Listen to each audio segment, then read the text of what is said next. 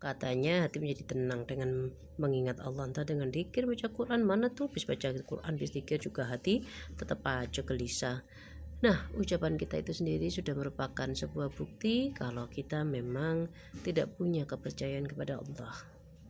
Untuk bisa mencapai derajat percaya kepada Allah adalah sebuah proses. Meskipun hanya 0,01%, itu adalah sebuah kebenaran bahwasanya nyata dengan mengingat Allah hati menjadi tenang. Karena kita masih belum mencapai derajat percaya dengan kadar kepercayaan yang bersih, lurus, masih banyak prasangka seperti ucapan kita. Mana tuh? Itu menunjukkan kalau masih banyak prasangka dalam hati kita kepada Allah, masih belum ada keridhaan dengan takdir hidup kita. Kita masih egois, hanya memikirkan apa yang kita inginkan tapi tidak memikirkan apa yang diinginkan oleh Allah. Kita belum bisa menerima kenyataan, kita masih playing victim, kita merasa kita ini adalah korban kehidupan.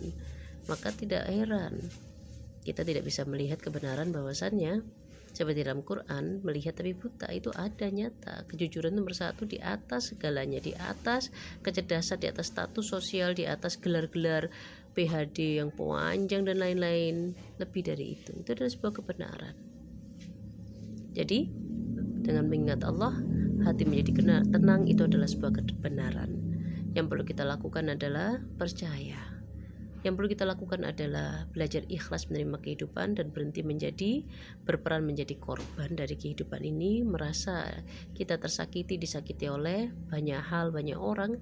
Karena tujuan kehidupan adalah untuk diuji, dicoba semua orang, bukan hanya kita saja, bukan hanya kita seorang yang menderita.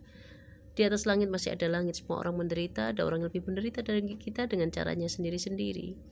Jadi seiring hati kita bersih, seiring hati kita semakin kita luruskan prasangka buruk kepada Allah, maka kita akan melihat kebenaran bahwasanya dengan mengingat Allah hati menjadi tenang. Hanya dengan mengingat Allah hati menjadi tenang.